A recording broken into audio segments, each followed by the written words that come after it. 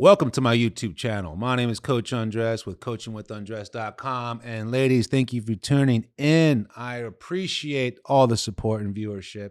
I love that this is the new year, 2023. So happy New Year's, everyone. Happy New Year's, happy holidays. And let's start the new year with a new attitude, with a new approach, not just on dating, but in life. Let's keep things as pure and as positive and as real as we can when it comes to relationships and love.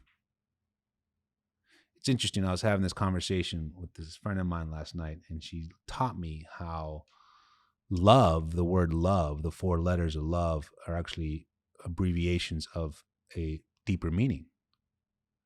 And I was like, interesting. I've always thought it meant, the actual definition of the word, but there's an actual abbreviation for each letter. Do you know what it is?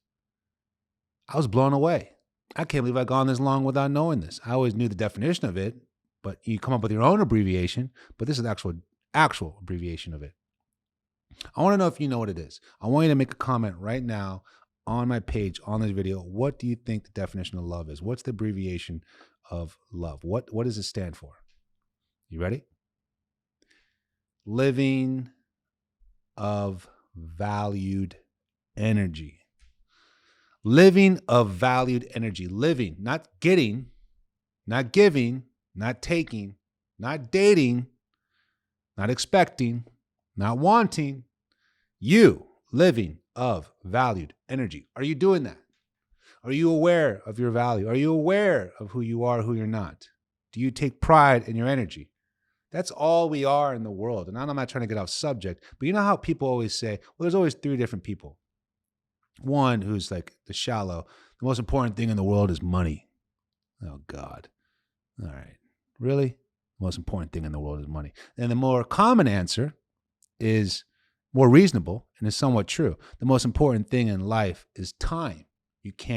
No amount of money can buy you another second of time.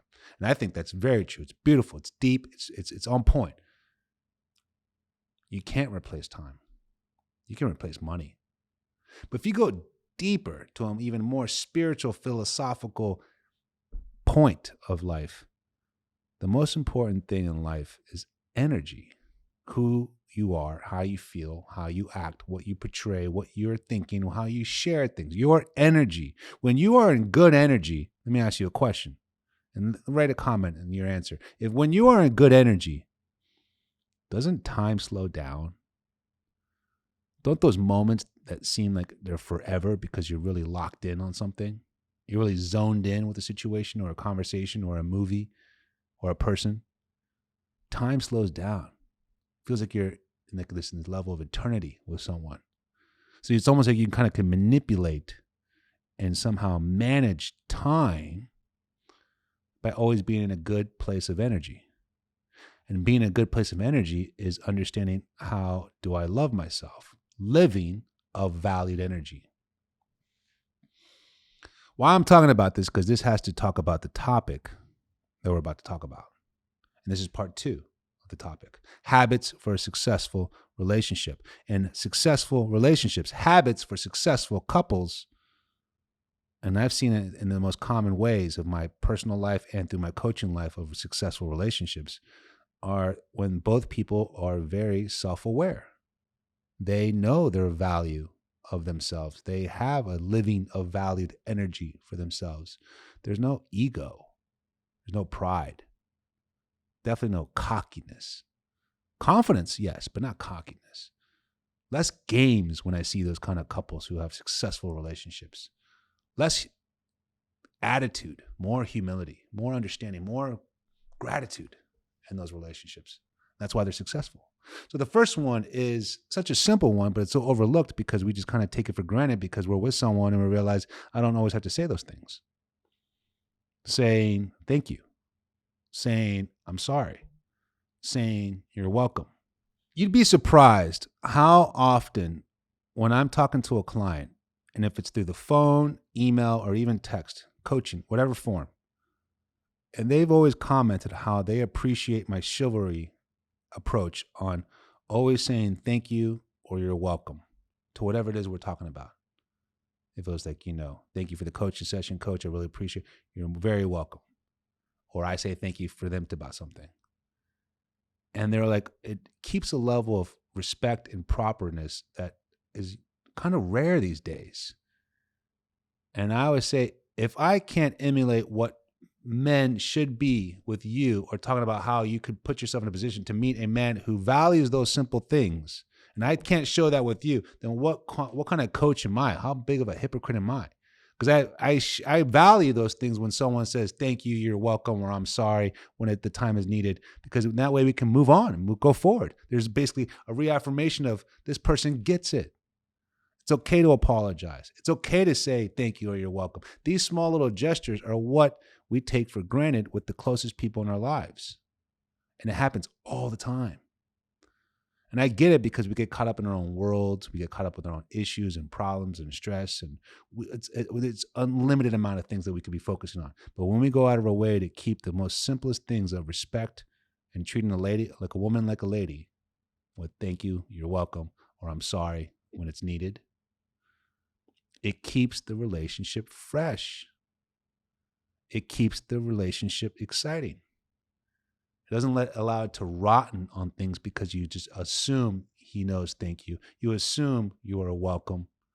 Oh, he knows I made a mistake. He'll figure it out. I don't have to apologize. No, these are the moments to always show up. I always say this.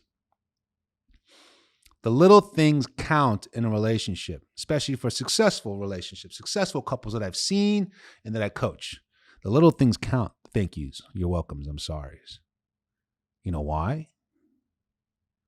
Because if the big things were in question, then why in the hell, excuse my French, but why in the hell are we talking if the big things are in question? The big things: trust, loyalty, respect, morals, values. If those things are in question, why are we even talking? There's no reason why we should be talking if those big things are in question. I don't care what the little things are. And that's why the little things are important, because obviously we both value respect, honesty, support, values, and morals. So the little things count. You're welcome. Thank you. I'm sorry. Opening the door. Helping her cross the street. Making sure she doesn't step on a puddle. These little things keep this relationship successful because it keeps the relationship fresh. You keep the expiration date as long as possible, because things will be tested and challenged through everyday situations and problems and issues and stress. But if you keep the simplest things always there, you're reminding how much you always want to keep the relationship at a level of not only just purity, but sacred. You know what I mean? It's a valuable thing, these little things. Number 2. But before I get to number 2, I'm going to ask you to subscribe to my channel, because I love your support and I want to hear your story. I want to hear what you think requires, or what is required in a successful relationship, in a successful couple. What have you learned, or what do you want to learn? Make a comment. I want to hear what you got to say. All right. Number 2, habits for successful couples. They respond to requests or favors.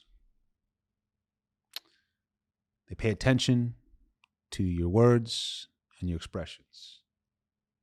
They respond to your requests or favors. They respond to sensing something is off. How do you know when something's off? Because you know the person. You've been with them for a long time. You know you're a couple, you're in a relationship. And how do I keep the relationship successful? How do I keep the relationship happy? By responding and reacting to these situations, if they are a request, or if they are a favor, or if something's off. If you need, I could tell something's off, babe. What's going on? Something all right at work? I just need time alone.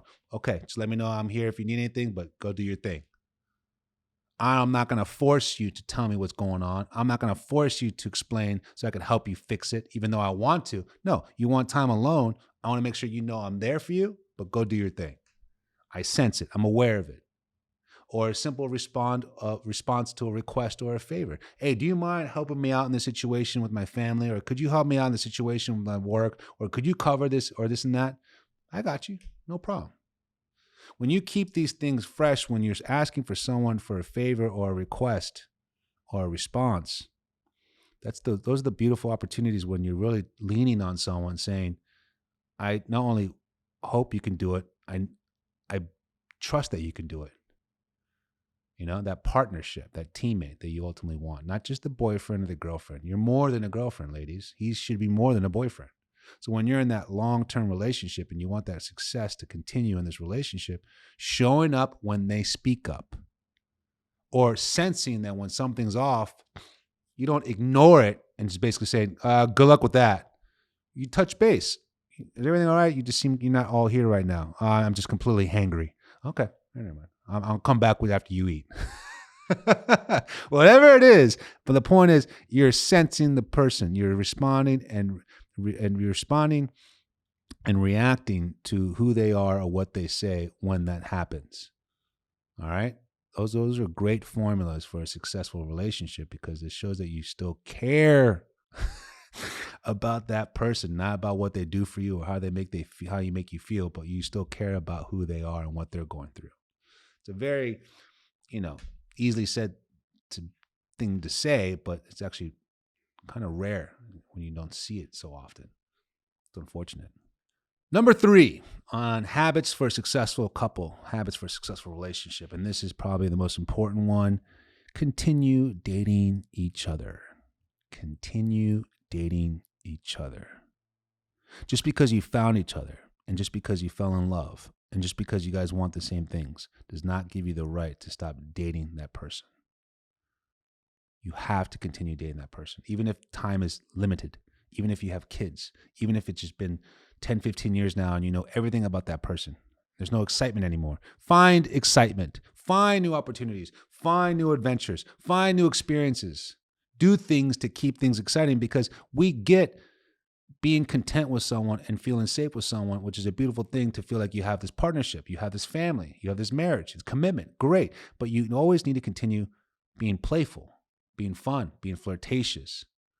Learn new things about yourself then. If you feel like you know everything about yourself and everything about her, or vice versa, then learn new things about yourself and bring her with you and experience something new to a point where you guys fail at it together.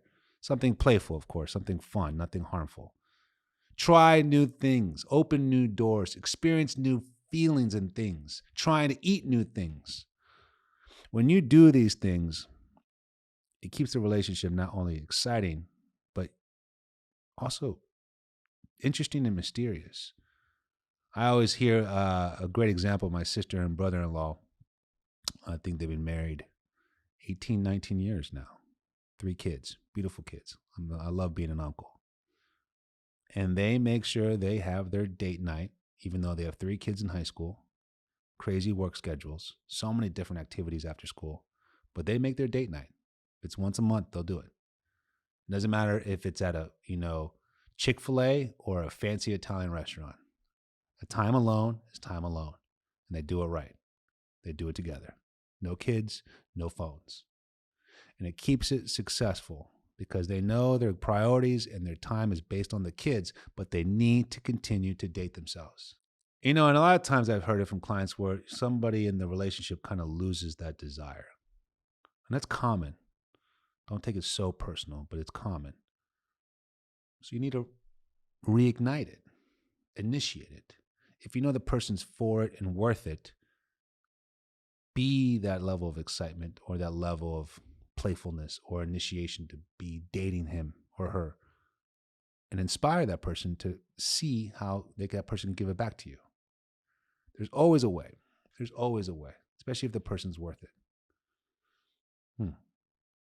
Very interesting.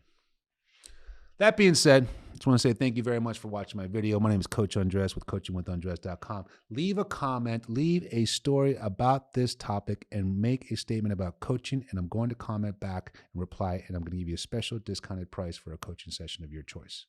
All right? 2023 is the year that we make all your dreams come true. We challenge who you are, and we really approach the dating love world with a different perspective on things. Thank you very much, and Happy New Year's.